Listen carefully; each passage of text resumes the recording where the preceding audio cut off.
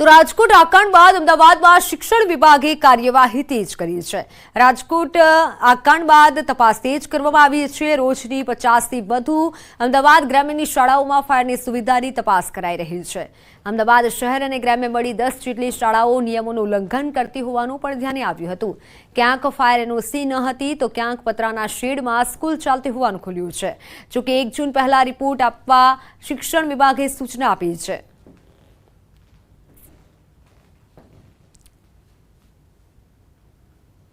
રાજકોટમાં બનેલી અગ્નિકાંડની ઘટના બાદ તંત્ર સફાળું જાગ્યું છે અને હવે શૈક્ષણિક તંત્ર જે છે તે એક્શન મોડમાં આવ્યું છે। ખાસ કરીને અમદાવાદની જો વાત કરીએ તો અમદાવાદ શહેર બાદ હવે અમદાવાદ ગ્રામ્યમાં પણ જે છે તે શાળાઓમાં ફાયર સેફટીને લઈને સુવિધાઓ જે છે તે ચકાસવામાં આવી રહી છે। આગામી 13 જૂનથી શૈક્ષણિક સત્ર શરૂ થઈ રહ્યું છે, તે પહેલાં શાળાઓમાં ફાયર સેફટીની સુવિધા છે કે કેમ અને શાળાઓ પાસે ફાયર એનઓસી છે કે કેમ તે તમામ પ્રકારની સુવિધાઓ જે છે તે ચકાસવામાં આવવાની છે। અને અમદાવાદ ગ્રામ્યની ટીમ જે છે તે રોજની 50 જેટલી શાળાઓ જે છે તે ચેક કરી રહી છે। કાટલોડિયાની જ્ઞાનદા ગર્લ્સ સ્કૂલ જે છે ત્યાં હાલ ટીમ તપાસ કરી રહી છે। બાબુભાઈ, શું કહેશો, કઈ રીતની વ્યવસ્થા વિદ્યાર્થીઓની સુરક્ષાને લઈને, ફાયર સેફટીને લઈને આપની સ્કૂલમાં છે? અમારી સ્કૂલમાં સરકારના નિયમ મુજબ ફાયર સિસ્ટમ ગોઠવેલી છે અને ફાયર હાઇડેન્સર અને ફાયર એલાર્મ સિસ્ટમ, આ બંને સિસ્ટમ અમે ગોઠવેલી છે અને નિયમિત એનું ચેકિંગ પણ થાય છે અને એને કોન્ટ્રાક્ટ આપેલો છે। એ વ્યક્તિ 15 દિવસે મહિને અમે બોલાવીએ છીએ અને એનું ટેસ્ટિંગ પણ કરીએ છીએ। એટલે નિયમિત એનું ટેસ્ટિંગ સરકારના નિયમ પ્રમાણે અમે કરીએ છીએ। તો જે છે અત્યારે તમામ શાળાઓમાં આ પ્રકારે ચેકિંગ કરવામાં આવી રહ્યું છે। ફાયર સેફટી અને ફાયર એનઓસીની વ્યવસ્થા જે છે તે ચકાસવામાં આવી રહી છે। અમદાવાદ શહેર સહિતની ગ્રામ્ય સહિતની જે 10 જેટલી એવી સ્કૂલો પણ સામે આવી છે કે જેને નિયમોનું ક્યાંક ને ક્યાંક ઉલ્લંઘન કરી રહી છે, તો તેમને નોટિસ પણ પાઠવવામાં આવી છે। કેમેરામેન હિરેન શાહ સાથે સંજય ટાંક, ન્યૂઝ 18 ગુજરાતી, અમદાવાદ। અમદાવાદ ગ્રામ્યની શાળાઓમાં તપાસ કરવામાં આવી રહી છે। ગ્રામ્યની 70 શાળાઓમાં તપાસ હાથ ધરાઈ છે। ફાયર સેફટી અને એનઓસીને લઈને તપાસ કરાઈ રહી છે। 2 શાળાઓએ ફાયર એનઓસી રિન્યુ ન કરાવ્યું હોવાથી નોટિસ અપાઈ। 6 શાળાઓમાં પતરાના શેડ ધ્યાને આવતા નોટિસ અપાઈ।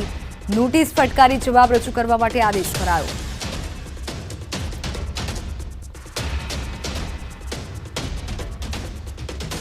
એમાં જો ફાયર એનઓસીની વાત કરીએ તો ફાયર એનઓસી તો લગભગ તમામ શાળાઓ પાસે ઉપલબ્ધ છે। 2 શાળાઓ એવી અમારી અમદાવાદ ગ્રામ્ય જિલ્લાની છે કે જેઓનું ફાયર એનઓસી એક્સપાયર થઈ ગયું છે।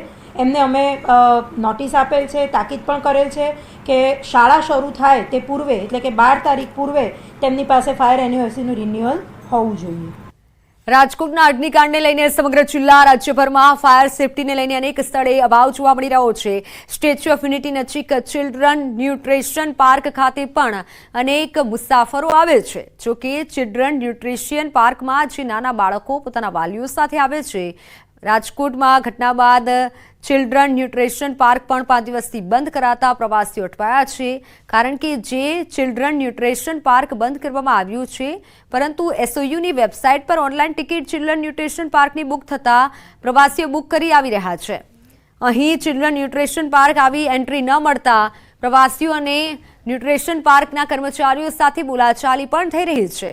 હાલ તો તંત્રના અનગઢ વહીવટના કારણે પ્રવાસીઓ ધરમનો ધક્કો ખાવા મજબૂર બન્યા છે અને જેને લઈને આજે પ્રવાસીઓ રોષે ભરાયા હતા। હવે પ્રવાસીઓની માંગ છે કે એસઓયુ સત્તામંડળ દ્વારા ઓનલાઈન ટિકિટ બુક કરવાનું બંધ કરે।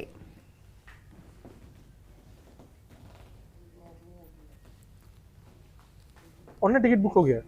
तो आपने कब करवाया था? मॉर्निंग को कराया था। मॉर्निंग को मॉर्निंग को क्या क्या परेशानी आ रही है यहाँ पे आके? कुछ नहीं, बस बच्चे लोग को लेके जाना था तो थोड़ा डिसअपॉइंटमेंट हो गया है, बिकॉज न्यूट्रिशन पार्क थोड़ा जो देखना था वो थोड़ा डिसअपॉइंटमेंट हो गया है।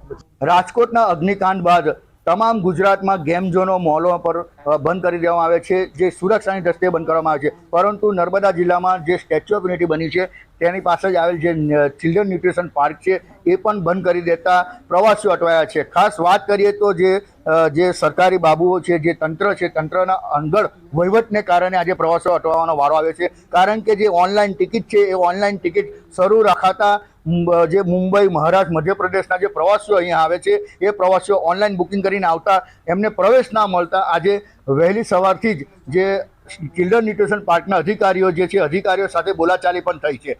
એટલે આ જે ચિલ્ડ્રન ન્યુટ્રિશન પાર્ક જે છે એ ચિલ્ડ્રન ન્યુટ્રિશન પાર્ક હાલ તો સુરક્ષાની દ્રષ્ટિએ બંધ કરવામાં આવે છે, પરંતુ ઓનલાઈન ટિકિટ બંધ ના કરાતા આજે પ્રવાસીઓને નિરાશા વ્યાપી છે. કારણ કે વહેલી સવારથી અહીં આવે છે, પોતાના નાના નાના બાળકોને લઈને આવે છે અને ગેમ ઝોનમાં રમવાની એક મજા એક અલગ હોય છે. અને હાલ વેકેશન ચાલી રહ્યું છે ત્યારે જે ચિલ્ડ્રન ન્યુટ્રિશન પાર્કમાં જે પ્રવાસીઓ આવતા તેમને અટકાવતા પ્રવાસીઓ નિરાશ થાય છે અને ખાસ વાત કરીએ તો અધિકારીઓ સાથે બોલાચાલી પણ કરે છે. ત્યારે હવે જોવાનું એ રહ્યું કે જે ઓનલાઈન ટિકિટ છે એ ક્યારે બંધ થાય છે. જો બંધ નહીં થાય તો અવાનવા પ્રવાસીઓ આવતા રહેશે અને પ્રવાસીઓને આવતા ધર્મનો ધક્કો પડશે. દીપક પટેલ, ન્યૂઝ 18 ગુજરાતી, નર્મદા. તો ભાવનગર ફાયર વિભાગની ટીમ હલુરિયા ચોક દિવાનપરા વિસ્તારમાં કામગીરી માટે પહોંચી તે સમયે હોબાળો થયો.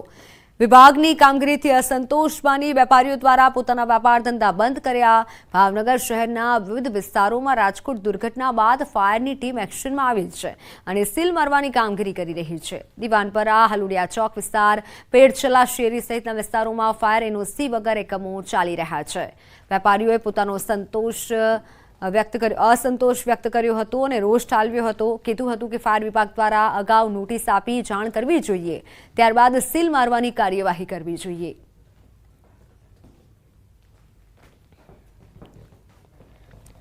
તો હાલ સમાચારોમાં સમય થયો છે વિરામનો.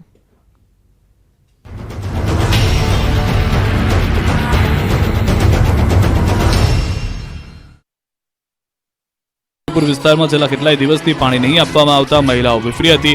મહિલાઓએ કચેરી પહોંચી હલ્લાબોલ કર્યું. અમદાવાદમાં પાણી મુદ્દે મહિલાઓ રણચંડી બની. મહિલાઓએ એમસીના કર્મચારીને ધક્કે ચડાવ્યા. ગોમતીપુર સબ ઝોનલ કચેરી ઓફિસમાં તોડફોડ કરીને ઓફિસમાં રહેલ ફર્નિચર બહાર ફેંકી દેવામાં આવ્યું. સાથે જ મહિલાઓએ ખાલી ઢોલ અને થાળી વેલણ સાથે વિરોધ પ્રદર્શન કર્યું. અચાનક હલ્લાબોલ થતા પોલીસને બોલાવવાની ફરજ પડી. ભાગળ બુંદેલા વાળ ખાતે આવેલા એક મકાનમાં રહેતા મુસ્લિમ પરિવારને એક રૂમમાં બંધ અને દરવાજો લોક કરી અજાણ્યા તસ્કરો ચોરી કરી ફરાર થઈ ગયા. આ બનાવની જાણ ફાયર બ્રિગેડને કરવામાં આવતા ઘાંચી શેરીના ફાયર ઓફિસર સ્થળે ઘસી આવ્યા હતા અને દરવાજાનું લોક ખોલીને મુસ્લિમ પરિવારના સભ્યોને હિમખેમ બહાર કાઢ્યા હતા. ભાગળ બુંદેલા વાડ બ્રાહ્મણપુરી ખાતે 3 માળના મકાનમાં મુસ્લિમ પરિવાર રહે છે. બીજા માળ પર રહેતા શેખ પરિવારના 5 સભ્યોને એક જુદા રૂમમાં પૂરી દઈને બહારથી લોક કરી અજાણ્યા તસ્કરો ચોરી કરીને ફરાર થઈ ગયા. ફાયરની ટીમે ત્રીજા માળની બાલ્કનીમાંથી દોરડા વડે બીજા માળે ઉતરીને દરવાજો ખોલીને મુસ્લિમ પરિવારના સભ્યોને બહાર કાઢ્યા. બાલ્કનીમાંથી દોરડા વડે ઉતરીને દરવાજો ખોલી પરિવારના સભ્યોને બહાર કાઢવામાં આવતા પરિવારનું રેસ્ક્યુ કરવામાં આવ્યું હતું. ઘરમાંથી ચોરી થઈ હોવાનું પણ બાદમાં ખ્યાલ આવ્યો.